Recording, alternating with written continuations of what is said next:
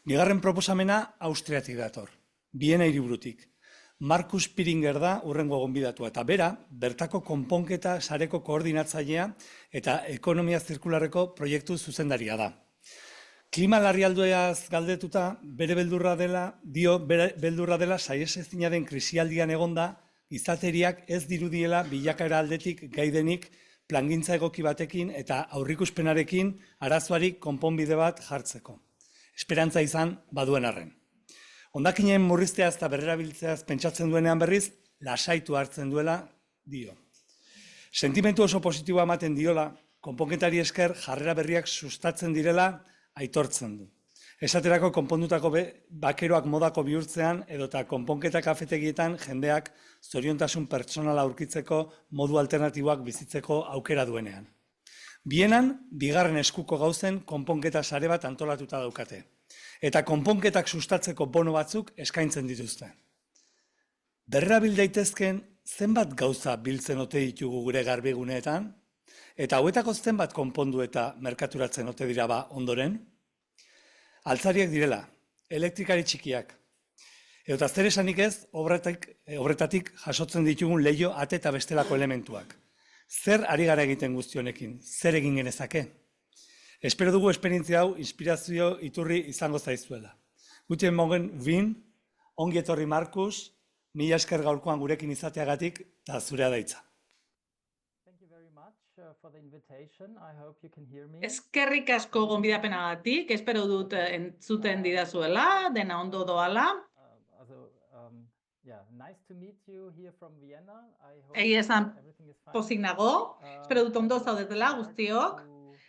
Hasteko nire saiatuko naiz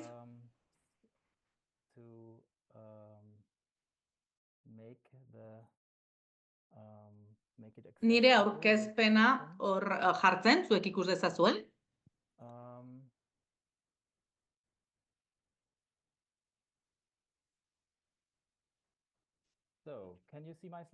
Oso ondo, ikusten duzuen nire diapositibak ikusten dituzue? Primeran. Markus Piringer naiz. Vienako konponketa sareko proiektu buruan naiz. Eta beste proiektu batzuen buru ere banaiz Vienan. Eta gure jarduerez hitz egingo dut zer egiten dugun hemen eta zer egiten den Austrian konponketa horiek sustatzeko. Hitz egingo dut, hiru kasuei buruz hitz egin dut, bat da Vienako konponketa sarea,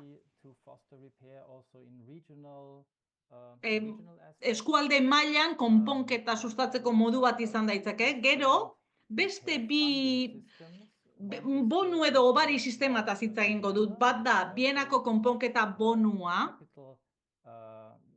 ze Viena da konponketa sistemaren hiriburua, eta gero Austriako konponketentzako bonua ere bai, ez? Hori da funts nazionala konponketetarako. Hasteko, konponketa sarearekin hasteko zenbaki batzuk eskainiko dizuen. 25 urte ditugu, beteko ditu aurten. 1989an sortu zen, hasieran txikia zen, 33 tailerrekin hasi zen, konponketa tailerrekin, eta poliki-poliki, baina modu egonkorrean hasi zen. Hauek 2023ko datuak dira, orduan 152 enpresa elkartu genituen, eta orain 160 baino gehiago, eta 18 DIY bazkide, zer da DIY edo do yourself, ez? Bazkide, diar konponketa kafeak edo konponketa tailerak beraiek ikasteko nola konpondu gauzak.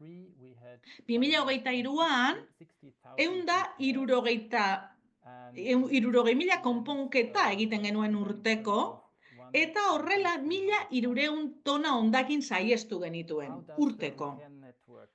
Nola funtzionatzen du konponketa sareak? Sarean onartzeko hainbat irizpide bete behar dira. Zergatik? Nahi dugulako kalitate handiko sare bat izan. Adibidez, gure sarera baldin badator norbait, eta norbait dauka konpontzeko zerbait, ondo kudeatuko dela, ez? Bermatu nahi dugu. Gu nahi ditugu konponketa espezialistak, horregatik lanen 50% konponketa lanak dira, nahi ditugu konponketa unibertsaleko tailerrak, ez dugu nahi oso espezializatuka, ez da produktu bakarra konpontzen duten tailerrak, baizik eta unibertsalak. Eta gero estimazio arau batzuk ditugu, zergatik? Jendeak ondo ezagutzeko zenbat kostatuko den. Gero kalitate bermea dugu, kalitate bermea da, bezeroak feedback ematen ditugulako, ez da? Eta esaten digu, eta horrela, kalitate arazoren bat badago guk kudeatzen dugu. Eta batzutan, enpresa batekin lan egiteari uzten diogu, kalitatea ez delako bermatzen, baina ez da askotan gertatzen. Eta gero, marketing jarduera, baterako marketing jarduerak ere baditugu. Ia dena konpontzen dugu, hemen argazki honetan ikusten dizu, zenbat gauzari diren konpontzen lehenengoan, smartphone bat, kafe makinak, telebistak, erlojuak, musika tresnak, jostailuak, altzariak, zorrozkailua bat ere badugu, labanentzat, gero oialak edo eunak, bizikletak, oinetakoak, gauza asko saiatzen gara, oso erreza izaten, ez? Konponketa hauetarako sarbidea, ez? Bienako mundu guztia konpon dezan dena. Horrela, ni joaten naizenean konponketa sarera edo badakit ia dena konpontzen dutela, eta garantia hori daukat. Zein dira gure marketing jarduerak? Badaukagu hor linea zuzeneko linea bat, eta horrela adinekoek, beraiek internetez badute oso ondo manejatzen, aukera daukate telefonoz gurekin hitz egiteko. Ditugu webguneak, hedabide sozialeko jarduerak, buletin bat, argitaratzen dugu urtean 6 aldiz, prentsa lana ere egiten dugu, bidez prentsa komunikatuak, hedabideen kontsultak, eta lehenengo aldiz, konponketa azoka bat egin dugu bienan, 2 egun iraun eta 30-40 enpresak parte hartu zuen eta 3.000 bisitari izan zituen. Hurrengo urtean ere egingo dugu azoka, beraz, iritsi da geratzeko. Bienara azoka hau. Gero proiektuak egiten ditugu eskoletan eta gazteen garapenerako zentroetan ere. Saiatzen gara, konponketa mundu guztiaren buruan egon dadin, ez da? Beraiek uler dezaten.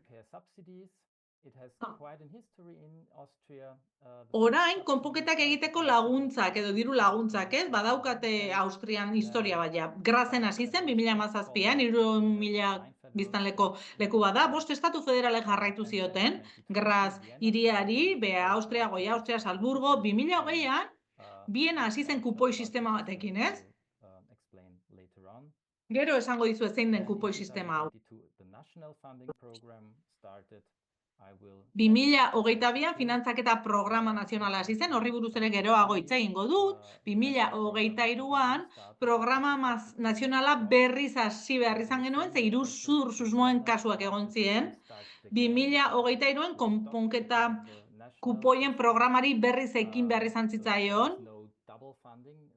Ez egoteko bikoiztutako diru laguntzak, ez da? Hau da, konponketa bat ez dadin 2 aldiz diruz lagundu. Eta orain, 2024an, beste aldaketa bat egon da, ze sistema nazionalean aurrena etxetresna elektrikoak bakarrik sartzen ziren, eta orain bizikletetara ere zabaldu da, ez bakarrik bizikleta elektrikoak, baizik eta bizikleta arruntak. Orduan zergatik diru laguntza, konponketak diruz lagundu. Gauza da,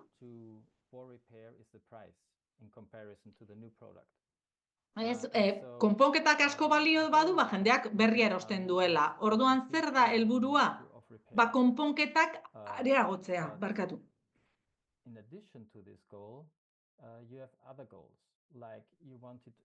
Baina beste helburu batzuk ere baditugu. Hau da, kontsumitzaileak ahalik eta errezen eskuratzea konponketa horiek. Gero nahi dugu, iruzurren aurka segurua izatea sistema, baina aldi berean nahi dugu kostu administratiboak ere txikiak izatea. Orduan, nolabait helburu horiek guztiak uztartu behar dira eta ez da hain erraza. 2 sistema daude. Lehenengo belaunaldikoa esango nuke hau, ez? Konponketa sorospen edo laguntzen lehenengo belaunaldia. Lehenengo, kontsumitzailea tailerrera doa, ez konponketa tailerrera, ematen diote gauza konponduta, eta dena ordaintzen du, eta gero eskatzen du diru laguntza. Hori zen lehenengo kasua, Grazen, ez? 2017an. Eta beste sistema federal batzuetan ere hala egiten zen. Gero, kupoien sistema konplexuagoa da.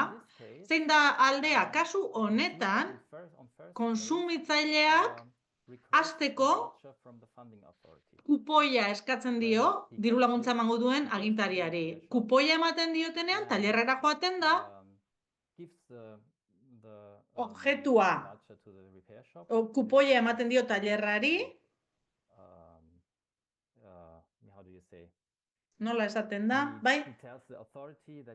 Eta agintariari esaten dio, baina kanjeatu duela kupoi hori, orain ofiziala da, kupoi hori entregatu da.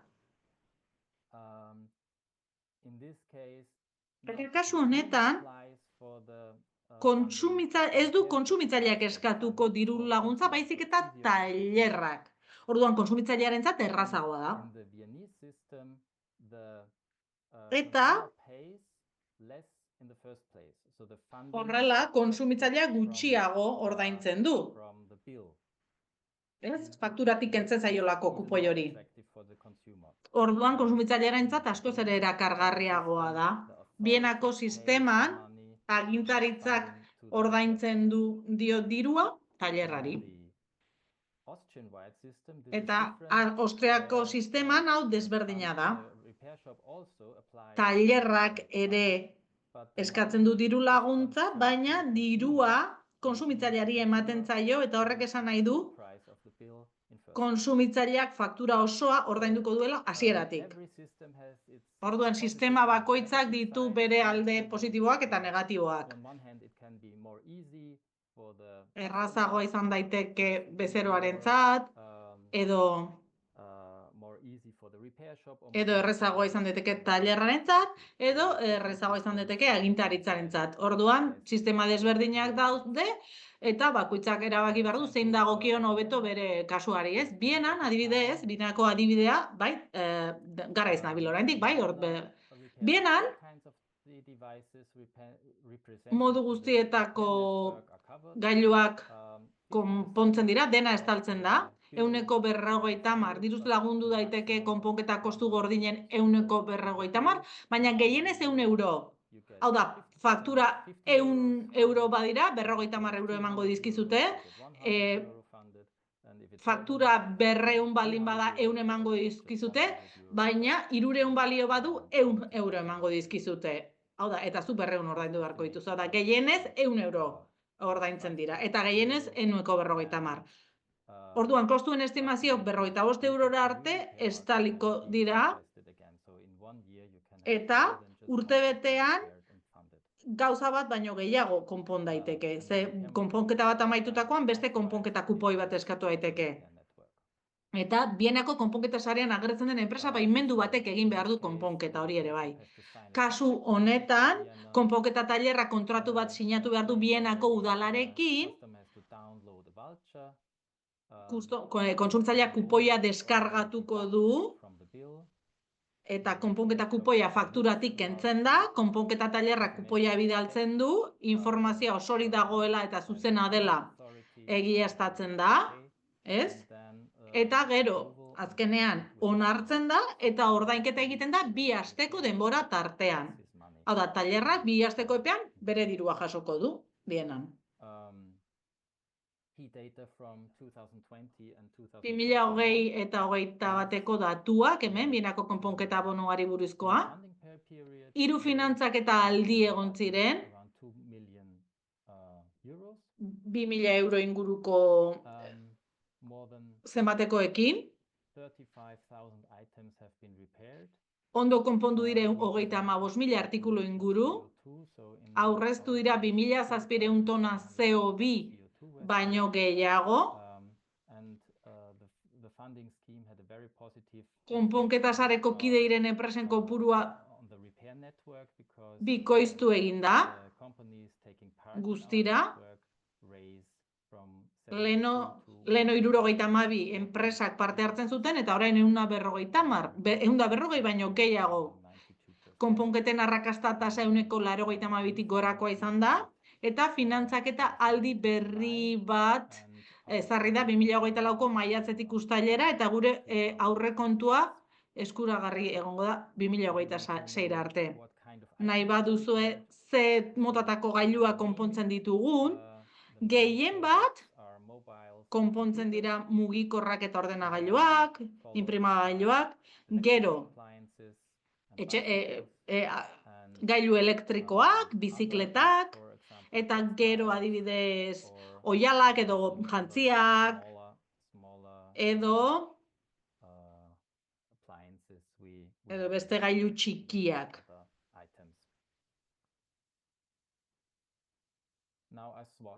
Orain, Austriako konponketa bonuari edo kupoiari buruz hitz egingo dizu, hau nazio mailakoa da, dakizuen bezala 2022an hasi zen. Lehenengo kasuan, gailu elektrikoak bakarrik zeuden estalita, hau bienako sistemarekiko ezberdina da, eta horregatik 2024an bi sistemak genituen, Austriakoa eta Bienakoa, ze gauza desberdinak estaltzen zituzten, gailu edo produktu desberdinak. Ze irizpide zen, tailerrek ze irizpide zuten? Zeukat izan behar zuten denda bat Austrian, eta gero eduki behar zuten lizentzia bat edo baimen bat, eta 150, kostuen 150 estaltzen zen, baina 200 eurora arte, hau da, diru gehiago, eta 150 gehienez, estimazio bakoitzeko. Esan bezala, ustezko iruzur kasuak egon ziren, orduan sistema aldatu behar izan zuten. Orain, fidagarriagoa da, baina eta ez da hain erraza iruzurra egitea.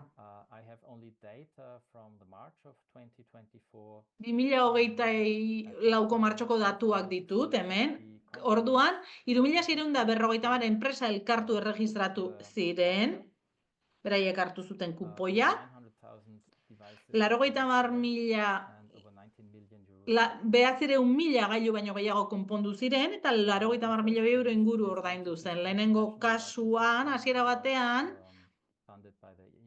Europar Batasunaren finantzaketarekin ordaintzen zen, ez?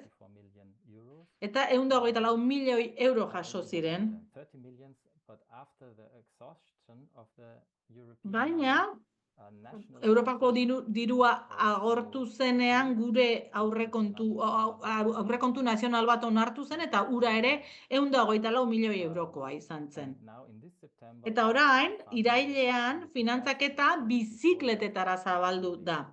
Orduan, aurretik gailu elektrikoak bakarrik estaltzen ziren diruz, orain, bizikletak ere bai. Labur esateko edo laburtzeko. Ze ondorio izan ditu konponketengatiko hobariak? Tailerretan adibidez. Enpresek esaten dute konponketen kopuruak gora egin duela, eta batzuek bikoiztu egin dituzela konponketak. Ikus dezakegu, gero eta tresna merke gehiago konpontzen direla, zergatik orain merkeagoa delako, baita merkea konpontzea ere. Lehen merkeagoa zen produktu berri bat erostea, baina orain merkeak ere konpontzea merkeagoa da. Eta gainera, konponketa zailagoak ere egiten dira.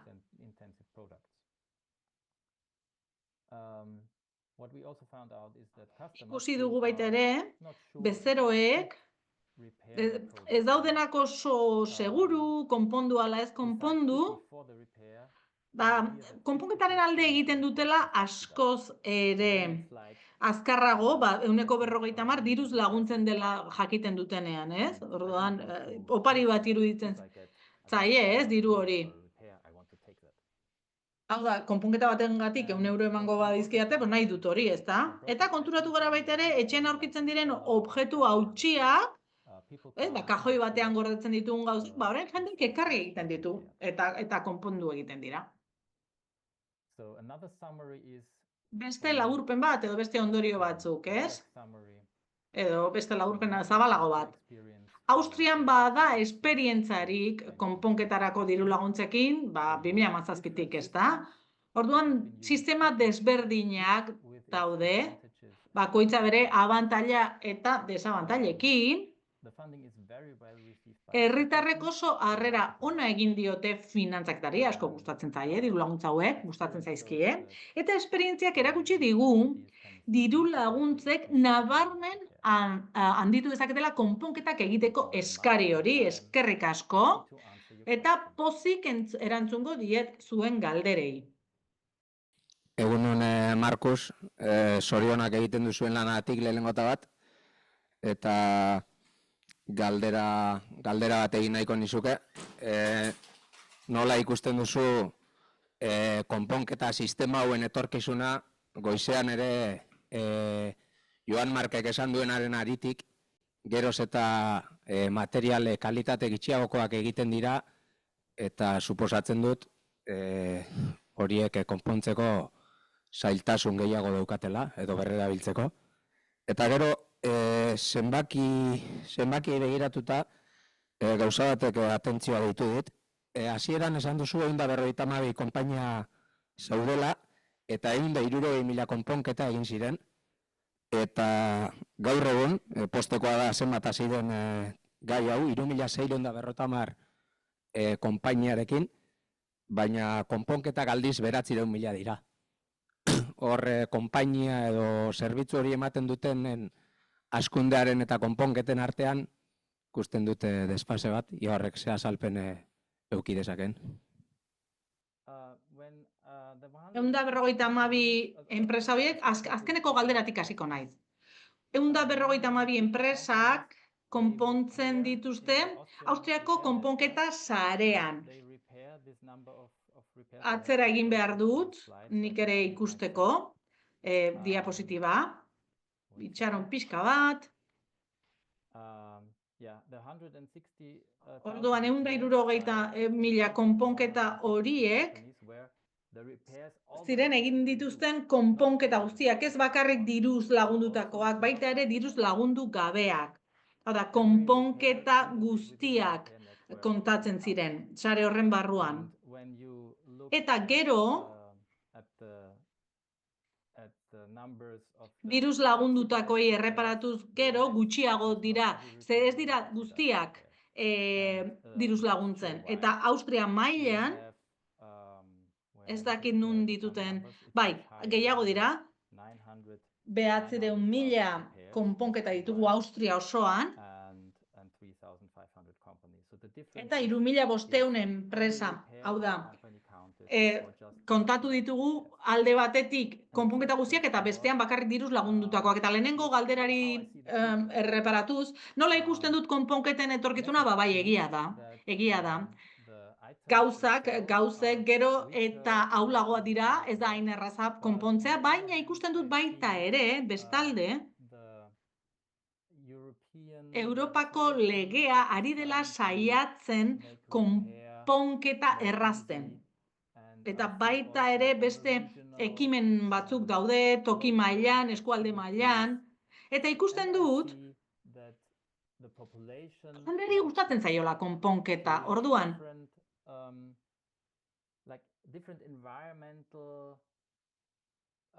eztabaida desberdinak ditugu ingurumenari begira, eta konponketei dagokien eztabaida oso positiboa da. Mundu guztiari gustatzen zaio, jendeari gustatzen zaio, politikari gustatzen zaie, horregatik nahi zain baikorra, ez etorkizunari begira, konponketaren etorkizunari dagokionez. Bi galdera motxak, bat, iruzurra aipatu duzu eta jakin nahi nuke motxian iruzur hori zertan datzan, aurre ikusteko. Eta bigarrenik, hiriburu eta biztanle kopuru handiko herri eta zaizea sistemaz. Herri txikietan nola landu genezake gaia? Diru laguntzarik ere bideratu daiteke herri txikietan komertzioa galtzen ari da eta gehien eta azkarren galtzen nahi dianak bai dira konponketara bideratutakoak. nola badago horrelako lerroren bat edo dirulaguntzan bat komertzioiei eusteko, errelebo sistemaren bat, ea horren inguruan Austrian ze esperientzia dituzuen. Bai, eskerrik asko galdereengatik. Iruzurraren galderari dagokionez,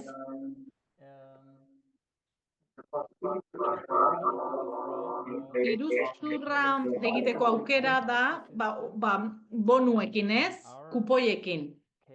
Gure kasuan,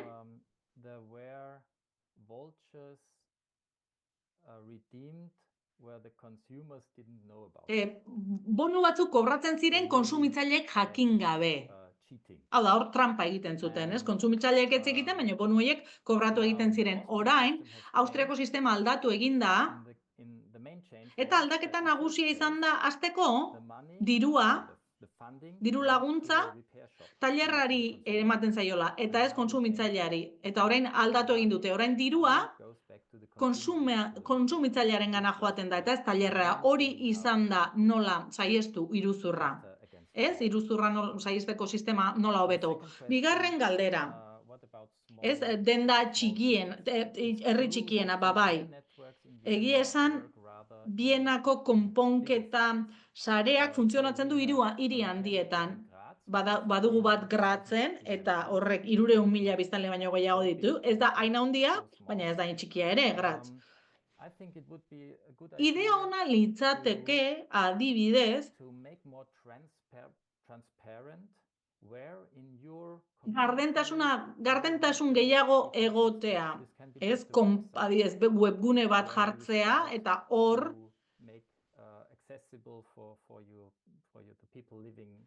hirian bizi den jendearentzat edo herrian bizi den jendeari jakin webgune hor non konponditzakeen gauzak, informazio hori zabaldu webgune batean. Jendeak jakin dezala, ez? Kostu handiagoa du sare bat ezartzeak, orduan lehenengo gauza izan liteke webgune bat ezartzea. Gero diru laguntzak, ez, eskualde txikientzat edo komunitate txikientzat, ni ez naiz aditu bat horretan, eta ez dauzkat adibideak. Komunitate txikiei buruz, hori ez dut adibiderik, baina iruditzen zait, bai, egin daitekela, egingarria dela, esango nuke.